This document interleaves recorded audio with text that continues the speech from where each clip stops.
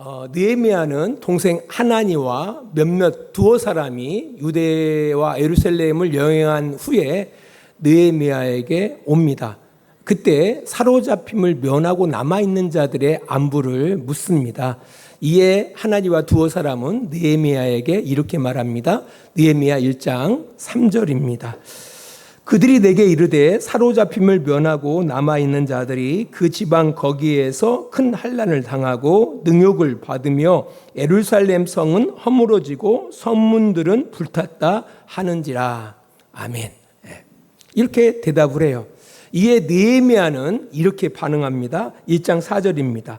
내가 이 말을 듣고 앉아서 울고 수일 동안 슬퍼하며 하늘의 하나님 앞에 금식하며 기도하여 라고 반응합니다. 그러니까 하나니와 두어 사람의 말이 느헤미야의 마음에 기폭제가 돼서 느헤미야가 울고 수일 동안 슬퍼하고 하나님 앞에 금식하고 기도하면서 결단을 해요. 어떤 결단을 하느냐라고 할 때 예루살렘에 무너진 성벽과 불탄 성문을 재건해야겠다라는 결심을 갖게 되어집니다. 그리고 실제로 올라가서 52일 만에 예루살렘 성벽을 복구하고요. 그리고 불탄 성문을 재건하게 됩니다. 이게 느헤미야의 이야기입니다. 우리가 느헤미야서를 잘 이해하기 위해서는 먼저 이해할 것이 있습니다. 그것이 바로 뭐냐라고 할 때 서로 안부를 묻잖아요. 느헤미야가 안부를 묻고요. 그 안부에 대해서 하나님과 두어 사람이 대답을 해요. 사로잡힘을 면하고 남아있는 자, 이들이 누구를 말하는 것인가를 우리가 먼저 이해를 해야 합니다. 유다는 바벨론 침공을 통해서 몇 차례 포로로 끌려갑니다. 주전 605년에도 끌려가고요. 가장 크게는 주전 586년 바벨론 침공에 의해서 예루살렘 성이 무너지고요. 유다가 바벨론에게 완전히 망합니다. 성전은 무너지고요. 대부분의 유대 백성이 끌려가죠. 그때 남은 자가 존재합니다. 우리 열왕기하 25장 10절로 12절입니다. 시위대장에게 속한 갈대아 온 군대가 예루살렘 주위의 성벽을 헐었으며 성중에 남아있는 백성과 바벨론 왕에게 항복한 자들과 무리 중 남은 자는 시위대장 느부사라단이 모두 사로잡아 가고 시위대장이 그 땅에 비천한 자를 남겨두어 포도원을 다스리는 자와 농부가 되게 하였더라라고 기록하고 있습니다. 이 남은 자들이 있었어요. 그러니까 1차, 2차 이렇게 포로로 끌려가지 않았던 사람들. 근데 이 대부분의 사람들이 그 땅에 비천한 사람들이 남게 된 거예요. 그러니까 바벨론 입장에서는 쓸모가 안 돼요. 쓸모가 안 되기 때문에 그 땅에 남겨둔 겁니다. 그리고 그들에게 뭘 줬다고요? 포도원을 준 거예요. 포도원. 그래, 포도원을 줘가지고 열심히 잘 재배해서 우리에게 값진 포도 보내줘. 라고 그들에게 명령하고 떠난 거예요. 이 남은 자를 이야기하는 거냐?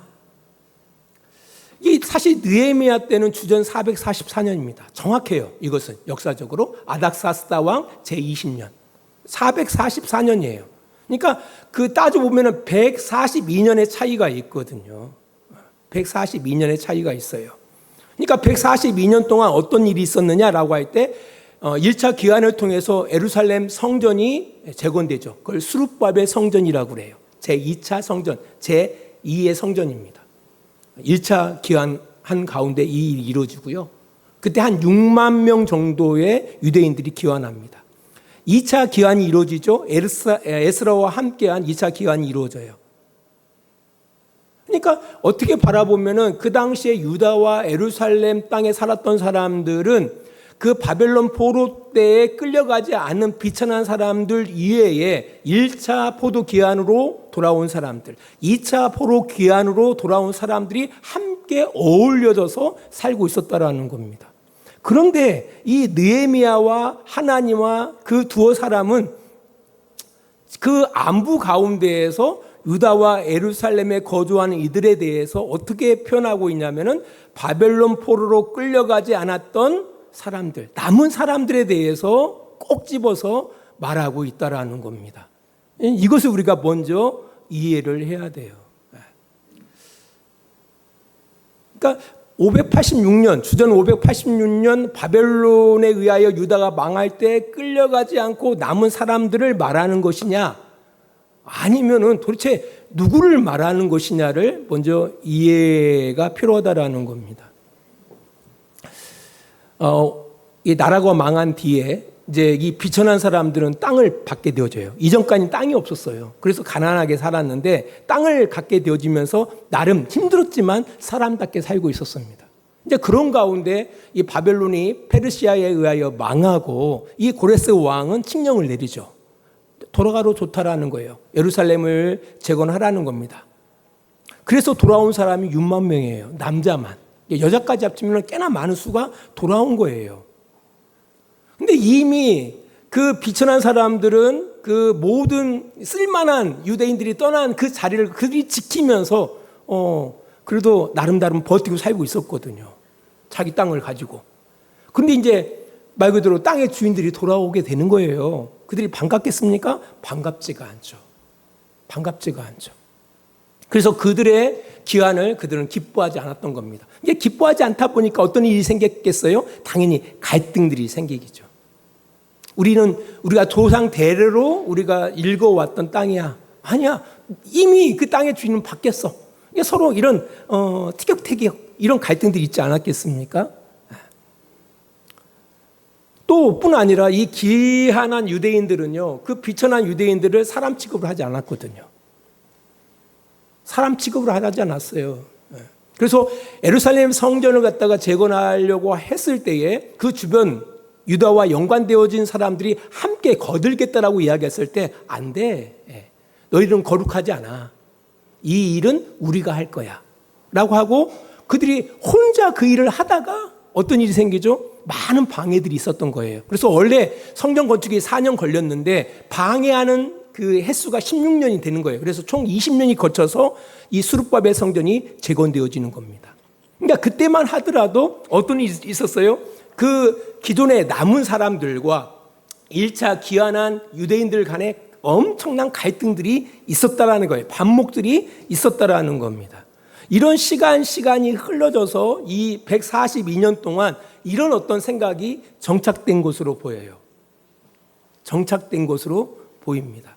어떤 생각으로 정착되었을까라고 할 때, 이 남은 사람들, 그러니까 포로로 끌려가는 것을 면하고 유다 땅에 남은 사람들 가운데 어떤 이들은 신앙의 순수함을 갖고 있는 사람이 있었을 거 아닙니까? 그죠? 그래서 그들은 예루살렘 성전을 갖다가 재건할 때 나름대로 마음적으로 돕기도 하고요. 또 2차 에스라의 기환과 함께 율법을 새롭게 하게 될 때에 나름대로 협력하면서 했던 사람들도 있었을 거예요. 또 반면에 1차 기환하고 2차 기환한 유대인들 가운데 보면은 말만 기환이지 그들도 보면은 진짜 그 말도 안 되는 그런 사람들도 있었을 거예요. 이것은 우리가 에스라서에 바라보면은 에스라서에 그 기환한 유대인들이 그 이방 사람들의 여식들을 자기의 아내로 삼는다든지 자기의 며느리로 삼는 일이 있었다라고 에스라서에 기록하고 있거든요. 이런 걸 바라보면은 그 당시 한 142년이라는 세월을 통해서 진짜 어떤 남은 자, 진짜 거룩한 사람이 누구냐라고 할 때 단지 어디에 살았느냐가 중요한 게 아니라 어떤 상황 속에서도 하나님을 의지하면서 신앙의 순수함을 지킨 사람들이 남은 사람이 아니냐라는 그런 생각들이 점점 자리 잡게 된 것으로 보입니다. 그래서 1차, 2차 귀환한 사람들이 참 유대인이다. 아니다. 우리가 이 땅을 지켰으니까 우리가 참 유대인이다. 라고 이런 것에 의하여 휘둘리지 아니하고 아무튼 남은 자다.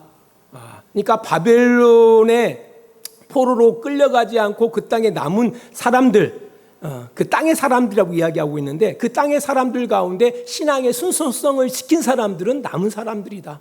또 1차, 2차 그 기한을 통해서 돌아왔지만 그 가운데에서도 신앙의 순수성을 지키는 그 사람들이야말로 남은 사람들이다라고 해가지고 남은 자로 통합하고 있지 않았나라고 우리가 생각할 수가 있다라는 겁니다. 이제 그렇게 이해하지 않고서는 이해할 수가 없어요.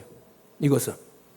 이 남은 자라는 것은 뒤에 보면은 사로잡힘을 면하고 남은 자라는 것은 지리적인 또 역사적인 어떤 의미가 아니라 어떤 상황, 어떤 환경 가운데에서도 뭡니까? 신앙의 양심을 지킨 사람들을 남은 자로 표현하는 것 같아요. 제가 해석할 때는 그렇다라는 겁니다. 네. 이제 그런 이유가 재밌는 것은 성전을 건축할 때는 20년이 걸리거든요. 실제 성전 건축한 기간은 4년이에요. 이제 반면에 느헤미야가 예루살렘에 올라와서 성벽을 재건할 때는 52일이 걸립니다. 이제 제가 볼 때는 그게 나름대로 일리가 있다라고 생각을 해요. 생각이 된다라는 겁니다. 이 남은 자에 대한 이해는 참 중요합니다. 왜냐하면요, 하나님께서도 하나님의 거룩한 계획을 이뤄 나가시는데 수를 사용하지 않습니다. 이제 교회들은 이 착각에 많이 빠져 있어요. 수, 돈, 교세라고 소위 말하죠. 이것을 통해서 하나님의 거룩한 일을 행할 수 있다라고 생각하는데 그건 오해입니다. 하나님께서는 그렇게 일을 하지 않아요. 그러니까 많은 수를 가지고 어떤 큰 재물을 가지고 하나님의 거룩한 일을 행하시는 것이 아니라 남은 자를 통해서 그 일을 이루어 가시는 겁니다. 그래서 구약을 바라보면은 남은 자의 신학이라는 것이 매우 중요해요. 남은 자를 통해서 하나님은 역사하신다라는 거죠. 사람은 수에 많고 적음을 의지하지만 하나님은 수에 많고 적음을 의지하지 않습니다. 여러분 아시잖아요. 기드온의 300용사. 그 300명의 사람들이 용사가 아니에요. 많이 오해하는데 용사가 아닙니다. 왜? 숫자가 적게 남았기 때문에 하나님께 적은 수를 통해서 그 일을 이루신 거지 그들이 용사가 아니에요. 하나님은 적은 수를 통해서 일하시는 분이에요. 수에 연연하지 않는다라는 거예요. 그래서 하나님의 말씀 믿고 순종하는 세상의 물질과 번영에 또 성공에 무릎 꿇지 않는 그 남은 자들을 통하여 하나님의 거룩한 계획을 성취하고 나가신다라는 겁니다. 저는 우리 주양교회와 우리 성도들이 그 남은 자들이 되기를 축원합니다. 사실 예수님께서도 시험 받으실 때 사탄이 시험한 내용이 바로 뭡니까? 욕망을 시험하지 않습니까? 배고픔에 대한 욕망. 그죠? 재물과 음식과 쾌락 앞에 예수님 무너지지 않았습니다. 명예와 권력을 시험하지 않습니까? 남들이 부러워하는 성공과 인기, 높은 자리들을 가지고 사단은 예수님을 유혹했습니다. 예수님께서는 거기에 넘어가지 않습니다. 또 세상의 영광을 가지고도 시험하지 않습니까? 세상과 타협하면 더 많은 것을 얻을 수 있다라고 속삭입니다. 예수님은 그 시험에 넘어가지 않습니다. 우리에게도 동일한 시험들이 있다라는 거죠. 우리 예수님께서 말씀을 통해서 그 사단의 시험을 극복한 것처럼 우리도 말씀을 통해서 이런 시험을 이겨나갈 때 하나님의 거룩한 남은 자로서 이 땅을 향한 하나님의 거룩한 계획을 이루는 도구가 될 수 있는 겁니다. 우리 주양교회 성도 모두가 이 남은 자들이 되시기를 축원합니다. 자, 아무튼 이 느헤미야나 하나니 그리고 두어 사람들의 생각은 공유하고 있어요. 그 남은 자라는 게 그런 사람들이 남은 자다라고 공유하고 있었던 것으로 보입니다. 근데 재밌는 것은요, 그 느헤미야가 하나님과 두어 사람의 그 남은 자들에 대한 그 안부에 대한 그 답을 듣고 너무 그 느헤미야의 행동이 너무 과하다라는 생각이 들어가요. 제가 생각할 때는 그의 행동이 너무 과하다. 우리 다시 한번 느헤미야 1장 3절 말씀을 보겠습니다. 그들이 내게 이르되 사로잡힘을 면하고 남아있는 자들이 그 지방 거기에서 큰 환난을 당하고 능욕을 받으며 예루살렘 성은 허물어지고 성문들은 불탔다 하는지라.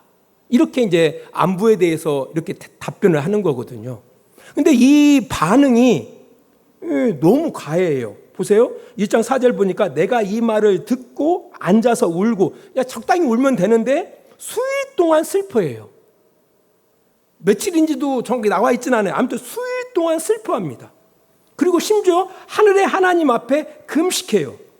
그리고 기도합니다. 그 뒤에 내용을 바라보면은 나와 나의 아버지가 잘못해가지고 뭐 이렇게 쭉 나와요. 예. 그리고 하나님의 언약에 대해서 이야기하고. 예. 근데 이런 반응들이 너무 과한 반응이다. 생각은 공유하고 있고요. 그 유다와 예루살렘에 있는 사람들은 어땠더니 힘들게 살아. 그냥 그렇게 끝날 수 있는 거거든요. 근데 느헤미야의 반응은 너무 과해요. 예? 그 말을 듣고 이게 우리 개역개정에서는 앉아서라고 기록하고 있지만 세번역 성경을 바라보면은 주저앉아서 이렇게 표현하고 있거든요. 턱하니 주저앉아서 울고 수일 동안 슬퍼하고 하늘의 하나님 앞에 금식하고 이게 목숨 걸었다는 얘기거든요. 이런 반응이 너무 과하지 않느냐.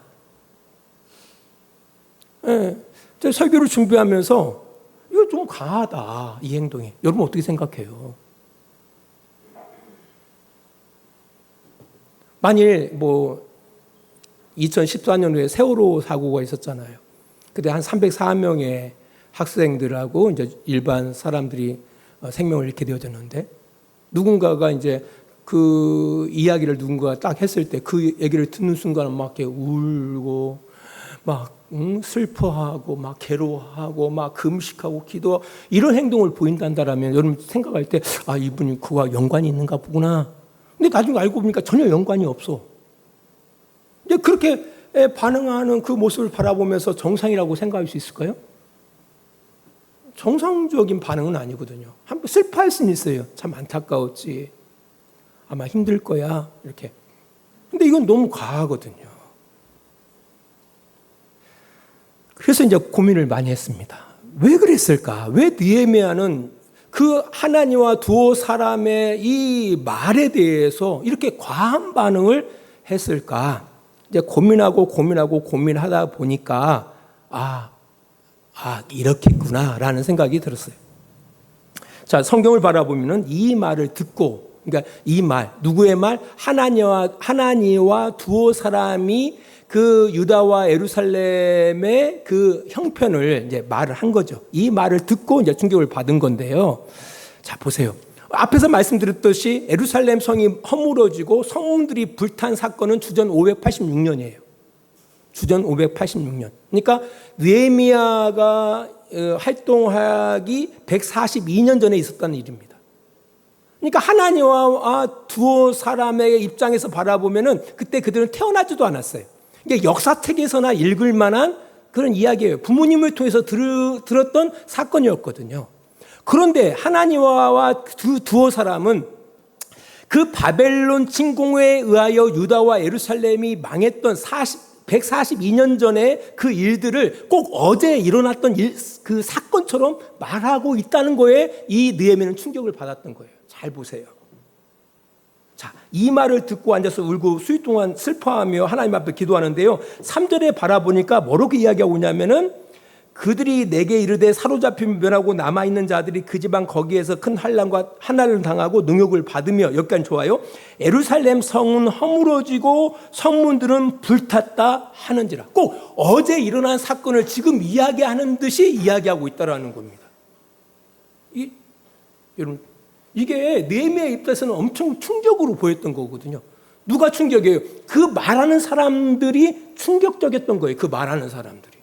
아니 이게 142년 전에 일어났던 이 일을 이 사람들은 어제 일어났던 일을 꼭 오늘 전달하는 사람으로 전달하는 것처럼 말을 하고 있다라는 거예요.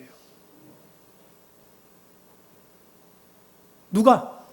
그 느헤미야의 동생 하나니와 두어 사람이 예루살렘과 유다를 여행하고 왔어요.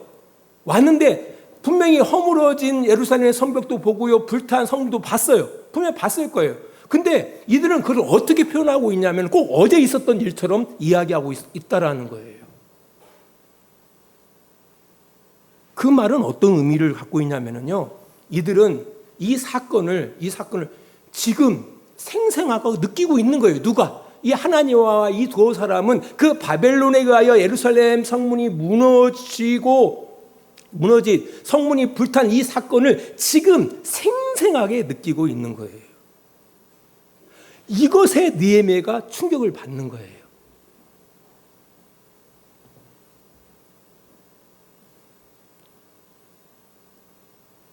아까 앞에서 2014년도 4월 16일 날 진도 앞바다에서 그저 세월호가 침몰해서 진짜 너무나 많은 사람들이 생명을 잃습니다. 이제 그와 연관된 가족들의 입장에서 생각해 보세요. 그와 연관된 가족들의 입장에서 그 배만 봐도 그런 느낌이 안 들어갈까요? 고등학교 2학년 한 6, 7살 아이들이 뛰어가는 모습만 바라봐도 이 아이들은 자기 자식을 느끼는 거예요. 11년이 지났지만 그 부모님들의 시각 속에서는 현재로 느껴지는 거예요.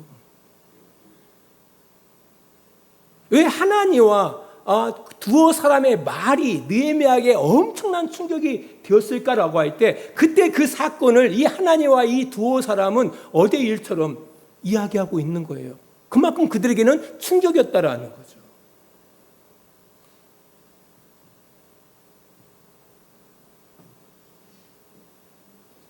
이태원으로 인해서 한 150 몇 명이 세상을 떠났습니다. 그때 같이 있었던 어떤 대학생이 그때 자기 친구는 죽었거든요. 그 충격에서 계속 살다가 더 이상 못 버티고 스스로 목숨을 끊은 사건이 최근에 있었습니다. 이태원을 지나갈 수가 없는 거죠. 이게 트라우마라 그래요.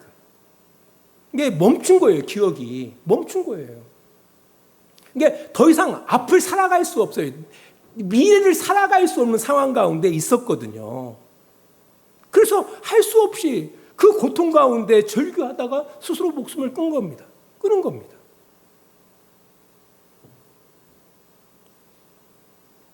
실제로 우리 사회에는요, 이런 깊은 상처 가운데 시간이 정지된 삶을 살아가는 사람들이 의외로 많이 있습니다. 어떤 일은 그 충격에서 헤어나오지 못하고 스스로 목숨 끊는 경우들도 있다라는 거예요. 사실 우리가 같은 시대를 살아가면서 분명히 그 시대를 우리가 지나왔거든요. 지나왔지만 그들처럼 느끼지 않는다라는 거죠. 남의 일이지 내 일은 아니거든요. 하지만 그 가운데 어떤 이들은 내 일처럼 느끼는 사람들이 있다라는 거죠. 바로 그 지점에서 느헤미야가 큰 충격을 받았던 거예요. 그래서 그가 그들의 모습을 보고서 142년 전에 있었던 일을 이들은 상처로 트라우마로 갖고 있는 거예요. 그것 때문에 비통하고 그것 때문에 부끄럽고 그것 때문에 인생이 그 미래를 향해서 한 걸음 한 걸음 나갈 수 없는 상황 가운데 있었다라는 거예요. 그 모습을 보고 누가? 느헤미야가 울었던 거예요. 그들을 보고 울었던 거예요. 그들을 보고 슬퍼했던 거예요. 그들을 보고 괴로웠던 겁니다. 그래서 하나님 앞에 회개하고 금식하며 기도했던 거예요. 나와 우리 부모의 잘못입니다. 지금 시대야 그런 분들이 계시면 치료를 받게 하잖아요. 정신과 가서 치료받고 상담받게 하고 하잖아요. 근데 그 시대에는요, 어떻게 풀어요?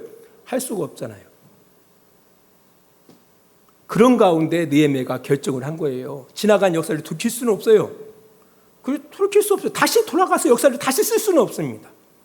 하지만 그 지나간 역사로 말미암아서 한 걸음도 나아가지 못한 이들을 위해서 표면적이라도 그 상태를 해결해 줘야겠다. 그 상태를 해결해 주기 위해서는 어떻게 해요? 그들이 뭘 보고 그 충격을 받았다고요? 무너진 성벽, 또 불탄 성문. 그래서 무너진 성벽이라도 재건해야겠다. 불탄 성문이라도 복구해야겠다라는 마음을 가지고 결심하고 예루살렘에 올라간 겁니다. 여러분, 교회가 무엇을 하는 곳이라고 생각합니까? 교회가 무엇을 하는 곳이? 예수님께서 이 땅 가운데 오실 때 뭐라고 하셨습니까? 사실 이 땅 가운데 어떻게 보면 죄로 인해서 병에 의해서 자유롭지 못한 사람들을 치유하기 위해서 이 땅 가운데 오신 거 아닙니까? 그잖아요. 우리 교회의 머리가 예수님 아닙니까? 교회의 몸이 예수님 아닙니까?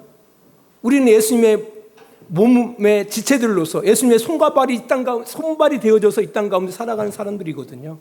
근데 그렇단다면 결국 우리도 이 세상 가운데 존재하는 이유가 뭘까라고 할 때 우리 교회의 본질이 뭘까라고 할 때에 이 세상을 치유하는 곳이 바로 교회이지 않겠습니까? 꼭 느헤미야의 이름의 뜻대로 여호와의 이로